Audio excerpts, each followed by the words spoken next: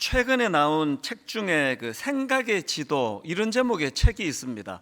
제가 이제 그 책의 목차를 쭉 보다가 보니까 거기에 그 생각도 길이 난다, 그러니까 이런 그 소제목이 있어서 참 흥미로웠습니다.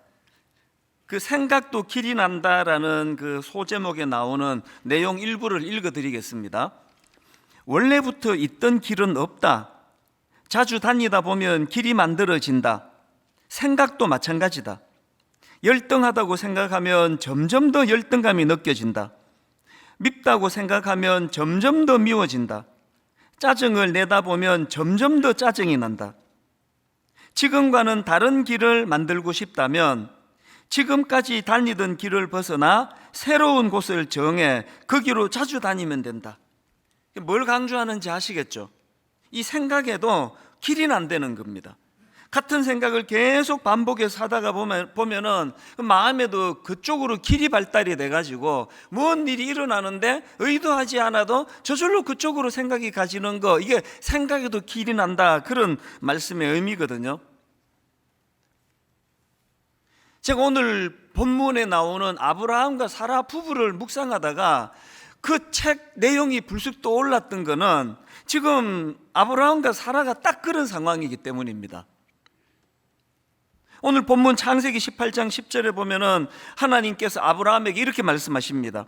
그가 이르시되 내년 이맘때 내가 반드시 내게로 돌아오리니 내 아내 사라에게 아들이 있으리라 하시니 사라가 그 뒤 장막문에서 들었더라. 하나님 말씀을 들은 사라가 어떻게 반응하나? 즉각적으로 이렇게 반응합니다. 12절, 사라가 속으로 웃고 이르되 내가 노쇠하였고 내 주인도 늙었으니 내게 무슨 즐거움이 있으리요? 이런 반응은요, 그 남편 아브라함도 똑같습니다. 17장 6절에서 하나님께서 아브라함에게 이 약속의 말씀을 주시지 않습니까?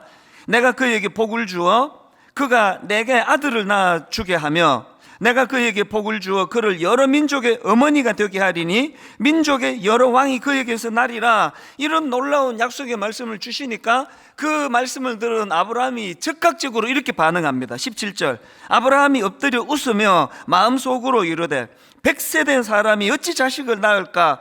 사라는 90세니 어찌 출산하리요 하고, 지금 아브라함과 사라 부부에게 생각의 길이 나 있는 거예요. 그래서 하나님이 무슨 말씀을 주시든지 그대로 접수가 안 되는 겁니다. 이런 상황에 놓여 있는 아브라함과 사라 부부가 이게 참 위험한 상황이구나, 그렇게 생각하게 만드는 것이 뭐냐 하니까요, 제가 오늘 본문을 묵상하다가 보니까 이런 상태에 빠져 있는 아브라함과 사라에게 두 가지 심각한 증상이 나타나는 겁니다. 어떤 증상이 나타나느냐? 첫째는 무기력증입니다. 무기력증. 제가 무기력, 이 단어를 그 국어사전을 찾아보니까 이렇게 설명합니다. 어떤 일을 감당할 수 있는 기운과 힘이 없음. 이게 딱 지금 아브라함과 사라의 모습 아닙니까? 12절을 세 번역으로 한번 보십시오.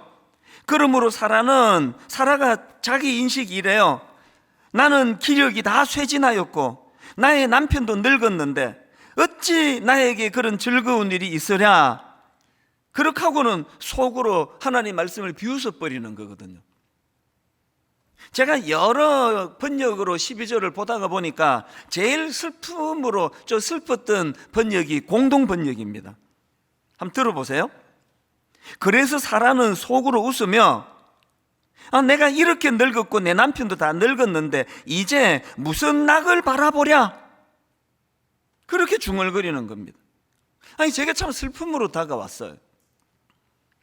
이제 거의 100세를 바라보시는 제 어머니를 뵈면서 마음이 아픈 게 이 대목이에요. 어느 순간에서부턴가 이런 비슷한 고백을 하시는 겁니다. 아이고, 이제 뭐 내가 다 늙어가지고 뭐 이제 말씀마다 이런 표현들이 나오는 거. 이제 무슨 낙을 다시 보랴.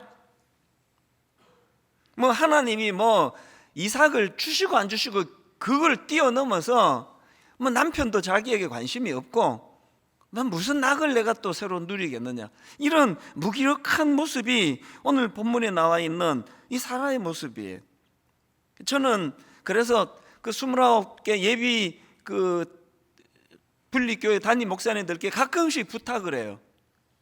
청년들이 북적거리는 교회도 중요하지만 정말 우리 교회는 연세 드신 어른들이 힘을 넣는 교회면 좋겠다.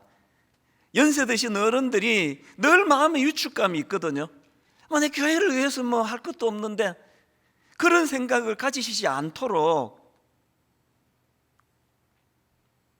그런가 하면은 아브라함과 사라 부부에게서 발견되는 증상 하나 더 보는데요. 두 번째가 뭐냐?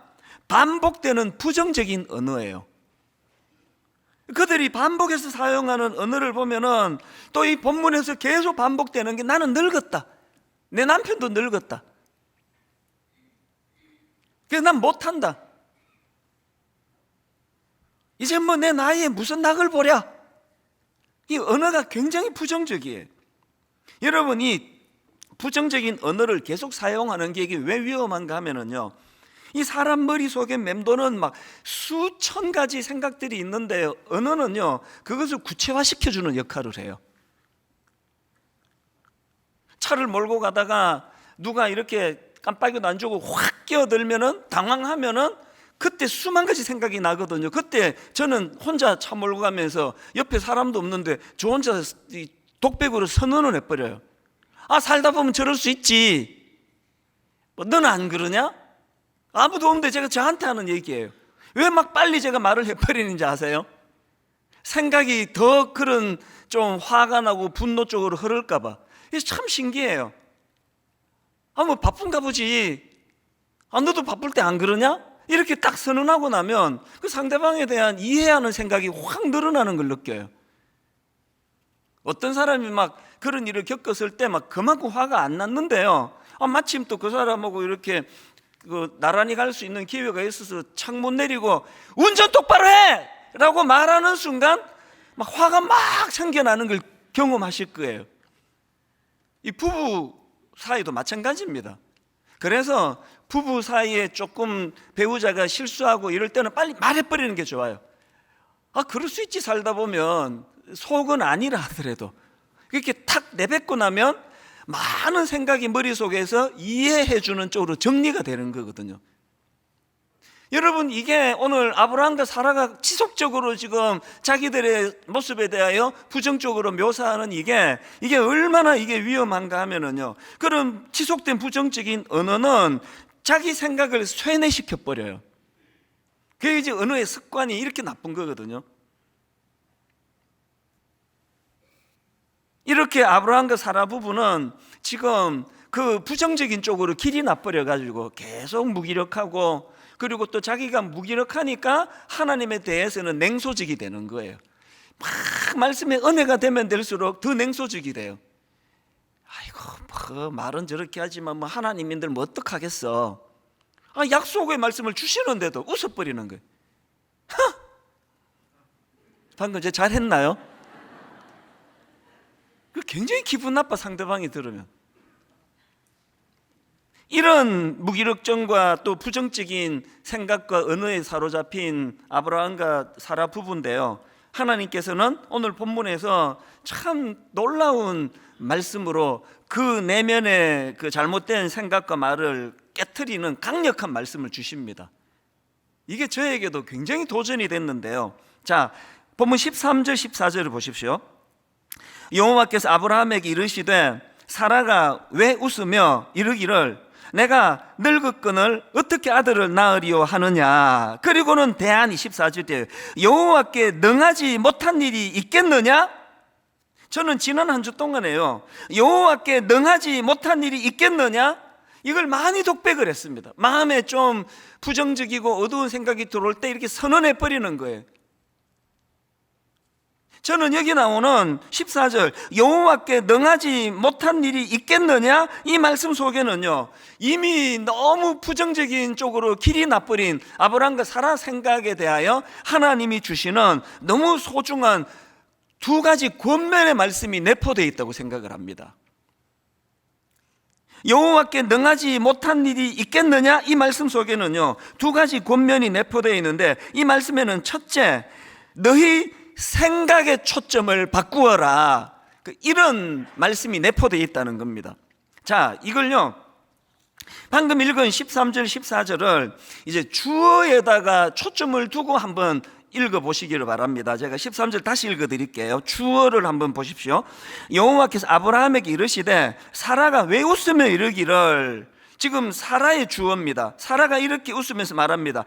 내가 늙었거늘 어떻게 아들을 낳으리요 하느냐. 지금 사라의 초점은 내가예요. 내가 늙은 나, 아기를 갖지 못하는 상태에 빠진 나, 이게 지금 사라가 가진 주어고요. 하나님이 교정해 주시는 그 전에 12절도 마찬가지입니다. 12절도 보십시오. 사라가 속으로 웃고 이르되, 이 주어가 또 나옵니다. 내가 노쇠하였고, 자기 남편입니다. 내 주인도 늙었으니, 그 다음에 내게 무슨 즐거움이 있으리요. 계속 반복되는 그 주어가 초점이 자기 자신이에요. 그리고 자기 남편입니다. 하나님이 뭘 바꾸어 주시느냐, 14절에 가서 보십시오. 하나님께서 14절에서의 주어는 여호와 하나님이세요. 여호와께 능하지 못한 일이 있겠느냐. 기한이 이를 때에 내가, 여호와 하나님이요, 내가 너에게로 돌아오리니 사라에게 아들이 있으리라. 지금 여러분 사실요, 이 사라의 관점으로 본다면은 다 맞는 말이에요. 틀린 말 하나도 없습니다. 오늘 여기 어떤 일로 우울하고 비관되고 좌절되는 분, 이유 없는 분이 한 분이라도 있습니까? 여러분이 낙심해야 될 이유 다 있어요. 다 근거가 있습니다. 다 마음이 우울할 수밖에 없는 그 근거를 다 갖고 있는 거예요. 그런데 하나님께서는 그 생각의 주어를 바꾸라는 겁니다. 예를 들어서 어떤 사람이 감기에 걸렸고 또 다른 사람은 암에 걸렸어요. 그걸 자기가 해결하는 입장이라면요, 감기는 몇천 원 안 들고요, 또 별로 안 아프고 나아요. 암은 많은 대가 지불이 필요하고 또 수고가 필요하고 그런 게 필요합니다. 그런데 어차피 지금 이 초점이 주어라면 감기든 암이든 그것을 뛰어넘어 일하시는 하나님이 하시겠다는 거거든요. 주어가 바뀌어지는 순간 내가 너무 심각하게 받아 이건 아무도 못 고쳐라는 그 문제까지도 해결이 가능하다는 그 얘기를 하고 있는 거거든. 이게 여러분 우리가 잘 아는 민수기 13장에 가나안을 정탐하고 온 12명이 똑같은 것을 보고 딱 두 갈래로, 한쪽은요 악평해요. 그 땅은 악평하고 한쪽은 너무 아름다운 땅이라 그래요. 이걸 제가 묵상하다가 보니까 주어가 달라져서 이 차이가 있더라고요. 자, 10명의 정탐꾼들의 부정적인 반응을 민수기 13장 32절에서 나옵니다. 이스라엘 자손 앞에서 그 정탐한 땅을 어떻게 해요? 악평하여 이르되, 우리가 두루 다니며 정탐한 땅은 그 주민을 삼키는 땅이요, 거기서 본 모든 백성은 신장이 장대한 자들이며 거기서 네피림 후손인 아낙 자손의 거인들을 보았나니, 또 주어가 우리입니다. 우리는 스스로 보기에도 메뚜기 같으니 그들이 보기에도 그와 같았을 것이니라. 지금 그 상황과 사물을 바라보는 그 주어가 우리는. 그러니까 결론은 우린 정말 메뚜기 같다, 참 비참하다, 초라하다, 이렇게 결론이 날 수밖에 없는데요. 그 다음에 그 생각의 초점을 바꾼 요수아와 갈렙의 평가를 보십시오. 민수기 14장 7절, 이스라엘 자손의 온 회중에게 말하여 이르되, 우리가 두루 다니며 정탐한 땅은 심히 아름다운 땅이라. 완전히 다른 평가예요. 이 어떻게 이런 다른 평가가 가능했나? 그 다음 8절에 주어가 하나님이에요. 여호와께서 우리를 기뻐하시면 우리를 그 땅으로 인도하여 들이시고 그 땅을 우리에게 주시리라. 이는 과연 젖과 꿀이 흐르는 땅이니라. 생각의 초점을 자기에게 맞추면 스스로 보기에 메뚜기 같은 존재라는 비관밖에 나오지 않습니다. 목회 20년, 분당 우리 개척 20년 동안에 끊임없이 제가 싸워야 했던 싸움이 이 싸움이에요. 그건 경력이 쌓인 지금도 마찬가지예요. 틈만 나면 내 안에 비실비실 비집고 들어오는 게 열등감입니다. 틈만 나면은 그것 때문에 우울한 게 인간이에요. 그래서 싸우는 거예요. 자꾸 내 생각의 주어를 바꾸는 겁니다. 여호와께서 우리를 기뻐하시면, 규모가 얼마나 크고 작고 해야 될 일이 지금 이 교회 섬기는 것만 해도 머리가 복잡한데 이제 가평 우리 마을도 해야 되고, 이제 가평 우리 마을은 이제 가짜도 안 나와요. 이 1만 성도 파수 운동이 너무 머리에 꽉 차가지고 그리고 이제 4월부터는 또 드림센터 사회환원은 또 어떻게 해야 되느냐고요. 막 할 일이 막 머리가 터질 것 같은데, 그런데 그런 상황에서 여호와께서 우리를 기뻐하시면 우리를 그 땅으로 인도하여 드리시고, 그래서 제 목회가 너무나 아름다운 목회가 되는 거고요. 아무것도 일거리도 별로 없는 그런 자리에 있다 하더라도 주어가 제가 되면 저는 초라한 메뚜기가 되는 게, 메뚜기. 그냥 다리 들고 딱딱 두 번만 흔들면 뚝 부러지는 게 그 메뚜기 아닙니까? 다리가 뚝 부러지는 게. 하나님의 권면은요, 여호와께 능하지 못한 일이 있겠느냐, 너의 시선을 좀 옮겨라, 이런 권면이 있고요. 그 다음 두 번째로 이 말씀에는 감탄과, 하나님으로 인한 감탄과 경이로움을 회복하라, 이 명령의 말씀이에요. 이게 뭔지 설명을 드릴게요. 14절을 다시 보십시오. 여호와께 능하지 못한 일이 있겠느냐, 기한이 이를 때에 내가 내게로 돌아오리니 사라에게 아들이 있으리라. 여기 나오는 여호와께 능하지 못한 일이 있겠느냐, 이 말을 분석을 하면은요, 여기 나오는 능하지 못한 할 때 능하다라는 이 단어는 능력을 가지다, 놀랍게 여기다, 경이롭게 여기다, 이런 뜻을 가진 팔라라는 단어예요. 이 단어가 시편 71편에도 나오는데 17절입니다. 하나님이여 나를 어려서부터 교훈하셨으므로 내가 지금까지 주의 기이한 일들을 전하였나이다. 여기 나오는 기이한 일, 이게 오늘 본문에 나오는 팔라예요. 기이한 일. 이 단어가 요수아 3장 5절에도 나옵니다. 요수아가 또 백성에게 이르되 너희는 자신을 성결하게 하라. 여호와께서 내일 너희 가운데에 기이한 일들을 행하시리라. 여기 나오는 기이한 일, 이 팔라예요. 저는 이 말씀을 보면서요, 지금 지도자 요수아가 백성들에게 너희는 자신을 성결하게 해라, 하나님의 백성다운 그런 어떤 그 모습을 갖추어라, 거룩해라, 이런 말씀을 주시면서 왜 여호와께서 내일 너희 가운데 기이한 일을 행하시리라, 이런 기대감도 함께 주고 있는 겁니까? 제가 깨달은 게 뭔지 아십니까? 여러분, 우리가 악한 이 세상에 물들지 않기 위해서는요, 해야 되는 게 있습니다. 여호와의 기이한 일들에 대하여, 하나님 하신 일들에 대하여 감탄과 경이로움을 회복하는 거예요. 조금 전에 언급해드렸던 시편 71편도 마찬가지입니다. 17절 다시 보시겠습니까? 하나님이여 나를 어려서부터 교훈하셨으므로 내가 지금까지 주의 기이한 일들을 전하였나이다. 그리고는 18절입니다. 세 번요. 내가 이제 늙어서 머리카락에 희끗희끗 인생의 서리가 내렸어도, 이거 보니까 지금 아브라함과 사라하고 상황이 같아요. 나이가 드신 분이에요. 내가 이제 늙어서 머리카락에 희끗희끗 인생의 서리가 내렸어도 하나님 나를 버리지 마십시오. 그 다음 보세요. 주님께서 팔을 펴서 나타내 보이신 그 능력을 오고 오는 세대에 전하렵니다. 지금 이 똑같이 늙어서라고 표현하는 나이 드신 이 시편 시인하고 아브라함과 사라가 결정적으로 다른 게 뭡니까?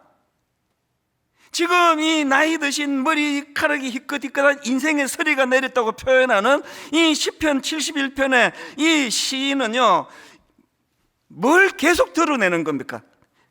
내가 지금까지 주의 기이한 일들, 젊은 시절에 하나님 없이는 설명할 수 없는 너무나 놀라운 일들을 맛보게 하셨는데, 이제 나이가 들어서 뭐라고요? 내 다음 세대에게, 오고 오는 세대에게 이 하나님의 기이한 일들, 하나님이 하셨던 놀라운 일들, 이 경이로움을 후대에 전하는 일을 하겠습니다. 하나님, 이거 잘할 수 있도록 도와주세요. 저 그렇게 기도하는 거거든요. 나이 들어가시면서, 여기 나이 들어가지 않는 분이 누가 있습니까? 나이 들어가시면서 아브라함과 사라의 길로 가시렵니까?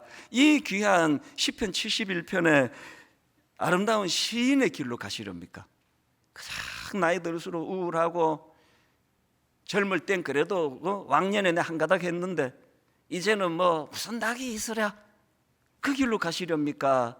참 젊은 시절에 기이한 일들을 많이 행하신 하나님을 기억하면서 그 오고 오는 그 다음 젊은 세대에 대하여 이 기이한 일들을 행하신 하나님에 대한 경이로움을 잘 전달하겠습니다.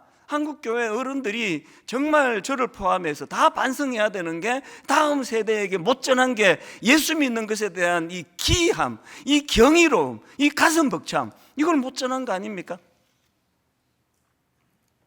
제가 어느 일반 신문인데요, 일반 신문 칼럼에서 읽은 글입니다. 내용을 들어보세요. 경이롭다라는 단어의 헬라어는 타우마조인데, 이 단어는 헬라 사람들에게는 신적이다라는 뜻으로 통용되었다는 것이다. 그 다음 보세요. 감탄을 자아내는 자연 풍경, 감동적인 시, 조각이나 건축물, 이런 훌륭한 작품들, 이 모든 대상들의 신적이다라는 말을 붙였다는 것이다. 이거 우리식으로 말하자면요, 헬라 사람들은 그 경이로움의 출발이 하나님으로부터 나오는 것이다. 이 감탄과 경이로움은 그건 신적인 것이다, 그렇게 생각을 했다는 겁니다. 제가 이 글을 읽으면서 반성을 좀 했죠. 오늘 예수 믿는 저와 여러분 모두는 다 우리 삶 속에서 하나님을 향한 이 감탄과 이 경이로움을 회복해야 돼요. 우리가 경험하는 무슨 작품을 보든지 뭐 하다못해 드라마 한 편을 보는 그 안에서도 내게 감탄이 일어난다면 그건 다 하나님의 것이에요. 신적인 것입니다. 신앙의 무기력증은요, 어느 순간인가 이 감탄이 없어지는 거예요. 여러분, 분당 우리 교회 첫날 털썩 주저앉으면서 눈물을 쏟았던 수많은 분들, 우리들의 문제는 그 감탄을 유지할 수 없다는 거예요. 유지가 안 된다는 겁니다. 이런 설교를 준비하고 있는데요, 딱 지난주에요, 우리 교회에서 이제 신앙생활을 처음 하신 초신자분이 계시거든요. 이분이 이제 그 지역에 가까운 작은 교회를 옮기셨어요. 오랜만에 이제 찾아오셔서 이런저런 얘기를 나누는데요, 지난주에 이분이 출석하는 교회의 말씀이 너무 좋았다는 거예요. 이게 뭐 그냥 좋은 게 아니라 막 정말 너무 좋았대요. 또 제가 욕심이 많잖아요. 그 설교 나도 좀 받고 은혜 좀 받읍시다 했더니, 이제 교회에서 이제 뭐 규모가 작으니까요, 막 홈페이지 올리고 유튜브 올리고 그런 것들이 뭐 잘 안 되는지 잘 몰라요, 내막을. 그런데 이제 이분이 그 설교를 저한테 보내줬어요, 파일을. 얼마나 기대가 되겠습니까? 정말 은혜를 받으려고 설교를 들었는데요, 이분이 어느 부분에서 이렇게 은혜를 받았지? 지금 여러분, 같은 설교를 놓고 지금 그 초신자가 그게 정상인 겁니까? 제가 정상인 겁니까? 이게 지금 저의 심각한 병인 거, 이 교만한 거. 그래서 이게 뭐 어느 부분이지? 이게 오래 예수 믿은 분들 거의 뭐 대부분이라 그러면 좀 과장이겠고요, 꽤 많은 분들의 정상이에요. 옆에 지금 초신자는 막 가슴이 벅차서 눈물을 훔치는데, 옆에서 보면서 나도 저런 때가 있었지, 1년만 다녀봐라, 나처럼 될 것이다. 오늘 우리가 회복해야 되는 건요, 하나님의 일하심에 대한 감탄과 감격과 경이로움을 회복하는 겁니다. 이정규 목사님 설교를 제가 듣다 보니까, 제가 아끼는 후배인데요, 그 정통이라는 책이 있습니다. G.K. 체스터턴이라는 분이 쓴 책인데요, 그 책 한 부분을 인용하는 겁니다. 그 책을 저도 갖고 있기 때문에 저도 막 찾아봤거든요. 그 내용을 한번 들어보세요. 우리가 아주 어렸을 때는 굳이 동화가 필요 없었다. 기억나시나요? 무슨 동화가 필요합니까? 어린 때는 온 세상이 다 동화인데, 아주 어릴 때는 굳이 동화가 필요 없었다. 아무 이야기로도 충분했고 사는 것 자체가 흥미로웠다. 기억나십니까? 어른이 되고 나니까 감동이 별로 없어가지고 비싼 돈 주고 뮤지컬 보러 가고 영화 보러 가고 그렇게 하시는 거 아닙니까? 어린아이 때는 그 필요 없어. 사는 게 감탄이에요. 그 다음 한번 들어보세요. 7살짜리 아이 톰이, 이제 그 7살짜리 아이가 읽은 이제 동화 내용입니다. 7살짜리 아이는 톰이 문을 열고는 용이 있는 것을 보았다는 이야기만 들어도 흥분한다. 여러분, 문을 열었더니 용이 있대요. 지금 흥분이 되세요? 성인들은 로맨틱한 이야기를 좋아하지만 아기들은 현실적인 이야기를 좋아한다. 현실적인 이야기가 곧 로맨틱하다고 생각하기 때문이다. 여러분, 뭘 말하고 싶은지 아시겠죠? 오늘 우리 어른이 되어서 불행한 것은요, 어릴 때 분명히 우리도 가졌는데 어릴 때 갖고 있던 아무것도 아닌 일에도 감탄하고 아무것도 아닌 일에도 행복에 겨워 못 견뎌하고, 우리 요즘에 중고등학생이 불쌍한 게요, 감수성이 너무 어려워진 것 같아요. 공부 그냥 어른들 잘못 아닙니까? 우리 고등학교, 중고등학교 다닐 때는 이런 말 많이 했습니다. 여성들이 특히 더 감성이 풍부하니까요. 여고생 시절에는 날아가는 새를 봐도 웃음을 참지 못하는, 그거 얼마나 그 감성이 풍부했냐고요. 여전히 제가 보기에는 우리 남자들보다는 여성의 감성은 여전히 풍성해요. 그러나 예전 10대 때 그 감성을 많이 까먹으신 거 아닌가요? 사실 저도요, 이 책을 다시 읽어보면서 어린 시절에 저도 감성이 풍부한 소년이었습니다. 제가 사운드 오브 뮤직이라는 영화를 고등학교 1학년 때 봤거든요. 그 사운드 오브 뮤직의 그 감동을 1년 내내 가졌습니다. 그래가지고 저는 그때 그 소니였던가 마이마이였던가 카세트 테이프 이제 귀에 꽂는 거, 그거 테이프, 사운드 오브 뮤직 그거 음악 테이프를 사가지고요, 1년 내내 듣는데 저희 누나가 지금도 그 얘기를 해요. 닳도록 듣더라 네가 그거를. 그거 들으면서 또 상상하고. 그래서 저는 어릴 때 TV 많이 보는 거 진짜 위험하다 생각해요. 상상력이 없잖아요. 그 무슨 동화 하나 읽고도 막 상상의 날개 집은 되게 가난하고 뭐 5식구, 6식구가 복작복작 살아가는 그런 가난한 소년이랄지라도 그 상상력이 풍부해가지고 막 전 세계를 날아다니는, 이게 책이거든요. 제가 그렇게 감성이 풍부했더라고요. 그거 다 어디 가버렸는지 모르겠어요. 이런 점에서 저는 시편 8편을 기록한 다윗의 이 풍부한 감성을 한번 보세요. 시편 8편 1절, 여호와 우리 주여, 주의 이름이 온 땅에 어찌 그리 아름다운지요, 주의 영광이 하늘을 덮었나이다. 그에게 이런 하나님을 향한 감탄과 경이로움이 있었기 때문에 그 절대 권력자가 죽이려고 달려드는 그 참 절망적인 상황 속에서도, 여러분 그 다음 3절을 보세요. 주의 손가락으로 만드신 주의 하늘과 주께서 베풀어 두신 달과 별들을 내가 보니, 4절에 어떤 경우라도 초라해지지 않는 다윗 자신입니다. 사람이 무엇이기에 주께서 그를 생각하시며 인자가 무엇이기에 주께서 그를 돌보시나이까. 자존감이 높으니까요, 왕이 죽이려고 그래도 아까 다윗 아브라함과 사라가 말한 것처럼 내가 무슨 낙을 보랴, 무슨 낙으로 살아, 그거 없습니다. 그 별 하나를 보고도 가슴이 터질 것 같고. 지난 한 주간 동안 저는 참 행복한 시간을 보냈거든요. 우리 집에도 확진자가 생겼거든요. 이게 왜 행복했었는지를 제가 설명을, 이게 전 그 확진자를 제공한 우리 큰딸한테 한 주 내내 감사했습니다. 진짜예요. 이게 왜 행복을 가져다 줬냐 하니까요, 이제 딱 지난 일주일 전이네, 지난 주일 저녁에 이제 저희 큰딸이, 이게 이제 제가 큰딸이라고 밝히는 게, 이러면 이제 둘째 딸한테 계속 너지 계속 그런다 그래서 이제 출처를 분명히 밝히려고, 큰딸입니다. 얘가 갑자기 이제 목이 붓고 뭐 상태가 좋지 않다고, 그래서 이제 검사를, 그 다음날 가서 검사를 했더니 이게 양성이 나와서 이제 확진자가 됐어요.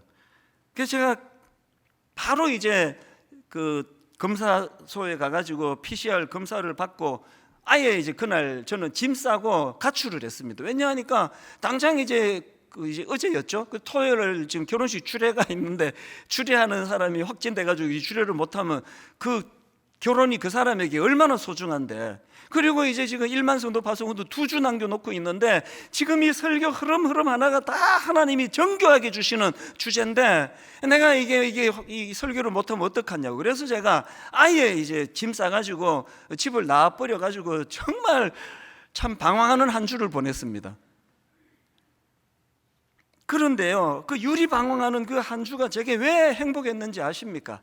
제가 지난 시간을 되돌아보는, 특히 또 지난주는 저녁 금식을 하고 선언을 했기 때문에, 야, 이게요, 저녁 안 먹고 혼자 있으니까 시간 진짜 길더라고요.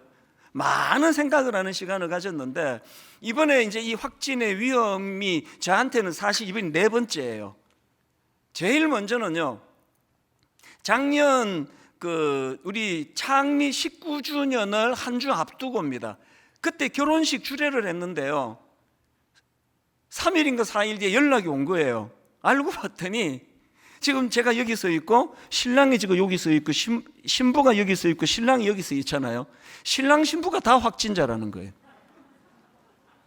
제 기억에 신부 아버님이 확진자셨고요, 신랑 동생이 확진자고요.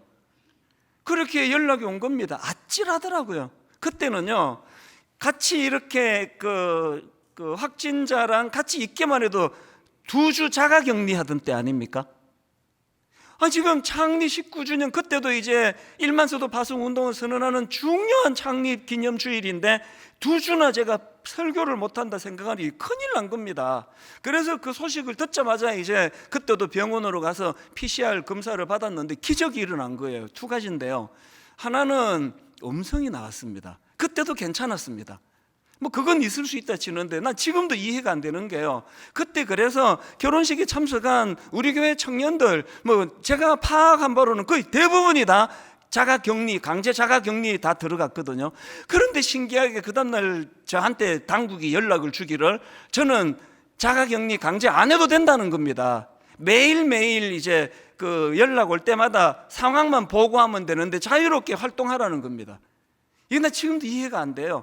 가장 가까이서 대면한 저는 풀어주고, 왜 하객들은 그렇게 묶어놨는지, 그게 저는 하나님의 은혜라고 생각하거든요. 그래서 창립기념주의를 아무 어려움 없이 이런 걸요 4번 겪은 게, 마지막 4번이 이제 지난주 우리 딸 이야기인데요, 마지막 4번째는 진짜 심각했습니다. 왜 심각했냐 하니까, 이 아이가 이제 주일 저녁에 약간의 증상이 나타나서 긴가민가 할 때인데요, 저녁에 이제 자려고 누웠는데 저한테 와가지고 인생 상담을 좀 해야 되겠대요. 그래서 이제 사회생활 하면서 일어나는 이런 문제에 대해서 이제 마음이 이게 이제 얘한테는 급하니까, 그래서 이제 뭐 코앞에 침대에 누워가지고 두런두런 이야기를 했는데, 그날따라 또 제가 또 이게 말이 좀 잘 풀리더라고요. 얘가 되게 흡족해 해요. 그렇다고 그러면서 이제 기뻐가지고 나가면서 악수까지 청하더라고요. 그래서 손을 막 잡고 확진자하고, 그렇게 하고 이제 그 다음날 얘는 확진 판정을 받았으니까, 이건 뭐 100% 확진 아닙니까? 이건 뭐 100% 아닙니까? 그랬는데 PCR 검사에서 제가 음성이 나왔다는 거예요. 그러니까 그 하나님 없이는 이게 설명이 안 되는 일이다. 어떻게 이런 일이 일어났냐고 감격이 돼가지고, 제가 이제 설명드릴게요. 왜 지난 한 주간이 그렇게 황홀하게 기뻤는가. 저녁에 시간이 많으니까요, 이제 이번 일을 포함해서 목회하는 지난 30년 내내 하나님 이름 석자 없이는 설명할 수 없는 기적 같은 일들이 너무 많이 일어난 내 삶을 돌아보게 된 거예요. 그게 너무 감격이 되는 겁니다. 너무 기쁜 거예요. 내 마음속에서, 이 사실 제가 이번에 큰 거 깨달았는데요, 행복은요, 여러분, 행복은 장소의 문제가 아니더라고요. 가족을 떠나 있는데 되게 불편했거든요.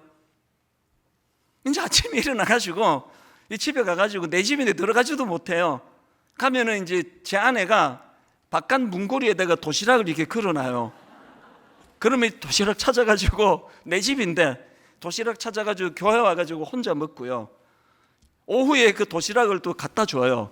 그럼 그 다음날 또 이제 새 걸로 해가지고 또 문고리를 걸어서 줘요. 이런 처량한 일주일을 보냈는데, 내가 진심으로 우리 큰딸한테 감사했던 게, 그 시간을 통해 제가 이번에 설교하면서 되돌아보니까 이게 하나님의 뜻인 거예요. 왜? 오늘 이 설교를 해야 되니까. 이론에 젖은 설교가 아니라 실제적으로 경이로우신 하나님을 먼저 경험하고 이 감격으로 설교하라고 하나님이 배려해 주신 거가 되더라고요. 결론은 이렇게 맺기를 원합니다.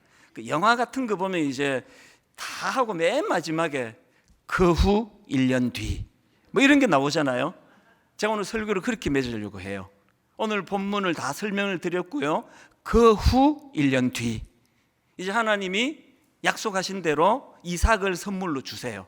자, 그걸 배경으로 한 창세기 21장 1절부터 한번 보십시오. 여호와께서 말씀하신 대로 사라를 돌보셨고 여호와께서 말씀하신 대로 사라에게 행하셨으므로 사라가 임신하고 하나님이 말씀하신 시기가 되어 노년에 아브라함에게 아들을 낳으니 아브라함이 그에게 태어난 아들 곧 사라가 자기에게 낳은 아들을 이름하여 이삭이라 하였고 그 아들 이삭이 난 지 8일 만에 그가 하나님이 명령하신 대로 할례를 행하였더라. 그리고 그 다음 5절을 내가 읽기 위하여 1년 뒤를 돌아보는 겁니다. 6절 사라가 이르되 하나님이 나를 웃게 하시니 듣는 자가 다 나와 함께 웃으리로다. 저는 이 대목에서 진짜 눈물이 나려고 해요.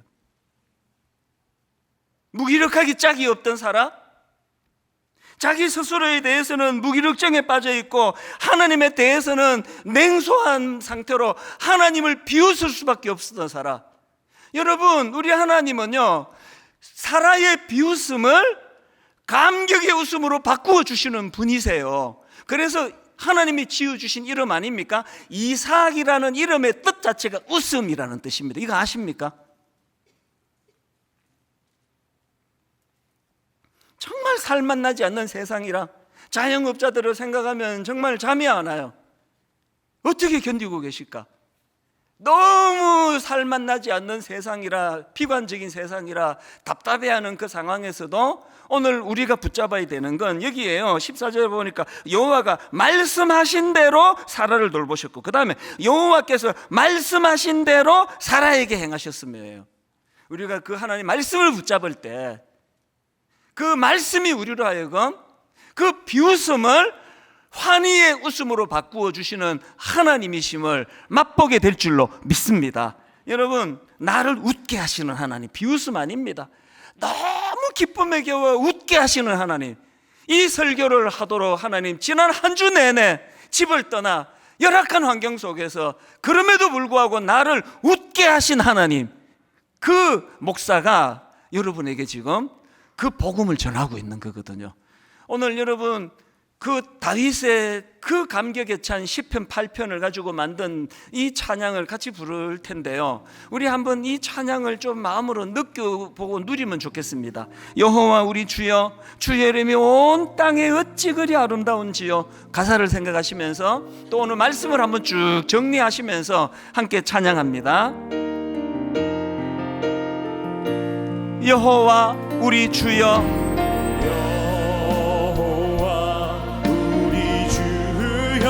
주의 이름이 온 땅에 어찌 그리 아름다운지요. 어찌 그리 아름다운지요. 감격에 찬 여호와 우리 주여, 주의 이름이 온 땅에 어찌 그리 아름다운지요. 어찌 그리 아름다운지요. 여러분, 다윗의 감격을 한번 느껴보십시오. 주의 손가락으로 지으신 주의 하늘과 주가 베풀어 두신 달과 별, 내가 보니 감격에 찬 선포가 일어납니다. 사람이 무엇이관대 주께서 저를 생각하시며 인자가 무엇이관대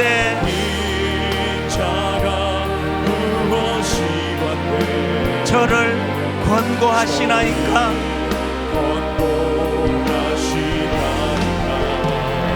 여호와 우리 주여,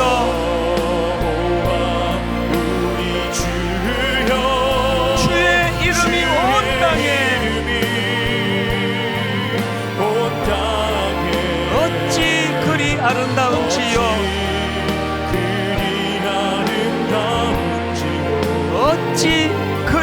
아름다운지요.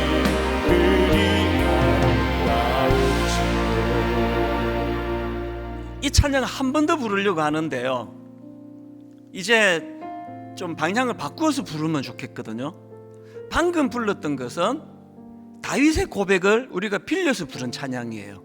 그 다윗의 고백이에요. 이거 우리 거로 만들어 부르자는 겁니다. 지난 한 주간 제가 상징적으로 겪었던 환경이 불편하고 집에도 못 들어가고 잠자리도 불편하고 막 침침해가지고 저녁에 책도 못 읽고 그런 상황 속에서 제가 겪었던 나를 웃게 하시는 하나님을 경험했다면, 현장에 있는 여러분들은 이 정도가 아니라 진짜 힘드신 거 알아요. 너무너무 힘든 거 아는데요, 그 힘든 상황 속에서 이제 이것이 다윗의 시가 아니라 내 고백으로 한번 불러보면 좋겠습니다. 한마디 한마디 하나님 앞에 이렇게 우리가 찬양을 불러드립니다. 다시 한번 이렇게 찬양하겠습니다. 여호와 우리 주여, 주의 이름이 온 땅에, 여호와 우리 주여, 주의 이름이 온 땅에 어찌 그리 아름다운지요. 어찌 그리 아름다운지요. 우리의 신앙 고백이, 우리의 감격으로, 우리의 감탄으로, 여호와 우리 주여, 주의 이름이 온 땅에 어찌 그리 아름다운지요. 어찌 그리 아름다운지요. 주의 손가락으로 지으신, 주의 하늘과 하나님을 향한 경이로움을 가지고, 그분을 향한 감탄을 가지고, 주가 베풀어 두신 달과 별, 감격합니다. 내가 보니, 우리 자신을 이렇게 선포합니다. 사람이 무엇이관대, 주께서 저를 생각하시며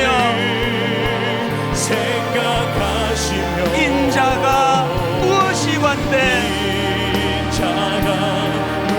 초라한 우리 인생이지만 저를 권고하시나이까. 하나님 앞에 경이로움을 드립니다. 여호와 우리 주여, 주의 이름이 온 땅에 어찌 그리 아름다운지요. 어찌 그리 아름다운지요. 우리 다 자리에서 일어나셔서 마지막으로 마음을 다하여 주의 손가락으로 지으신,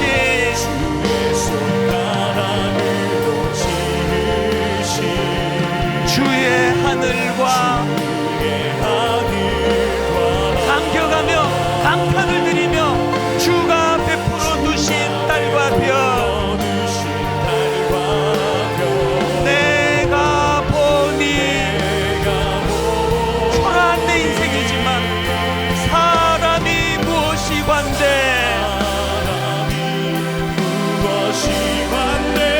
주께서 저를 생각하시며 인자가 무엇이관대,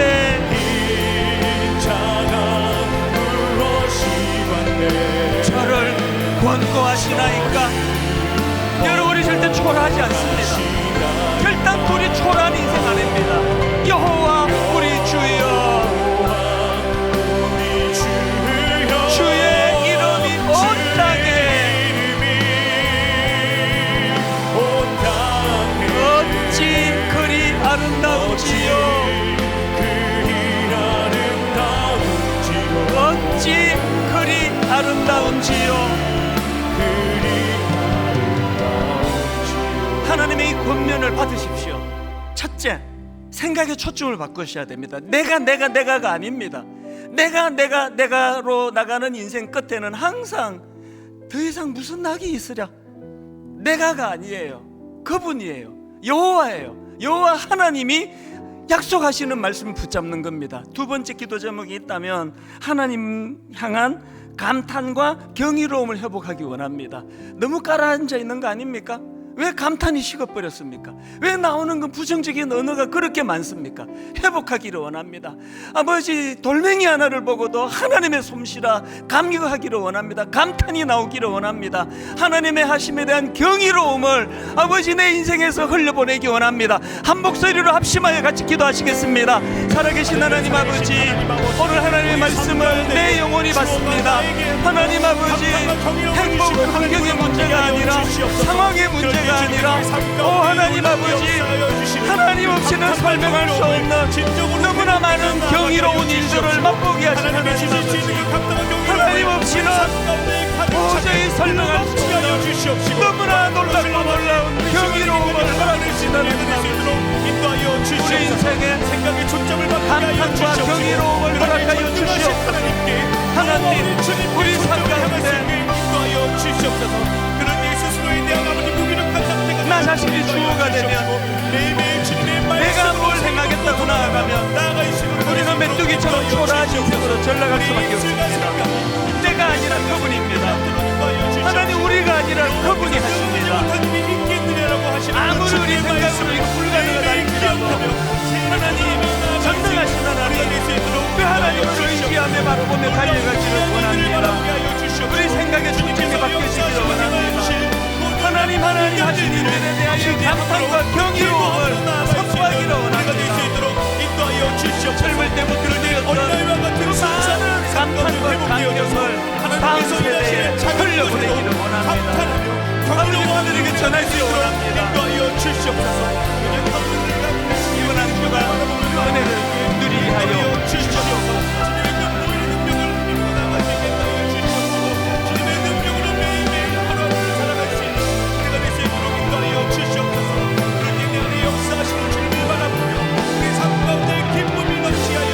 이번 한 주간 주신 말씀의 능력을 가지고 감격하며 감탄하며 선포하며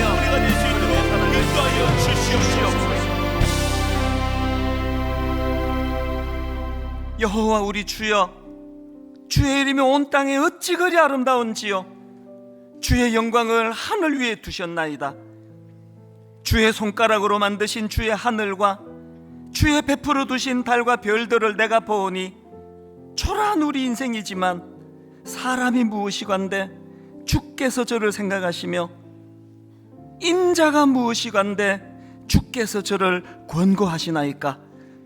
나를 웃게 하시는 하나님, 온 세상에 비웃음이 난무하는 이 땅, 이 시대 속에서 거기에 물들어 우리도 그렇게 살아가던 우리 인생인데 하나님, 사라의 비웃음을 환희의 웃음으로 바꾸신 하나님, 우리에게도, 우리 가족에게도, 우리 교회에도 그 하나님의 능력과 역사가 나타나게 하여 주시옵소서. 이번 한 주간 동안 웃게 하시는 그 하나님으로 말미암아 살맛 나지 않는 세상이 아니라 정말 한번 주님과 더불어 살아볼만 하다라고 고백하는 그 은혜의 한 주간 되도록 인도하여 주시옵소서.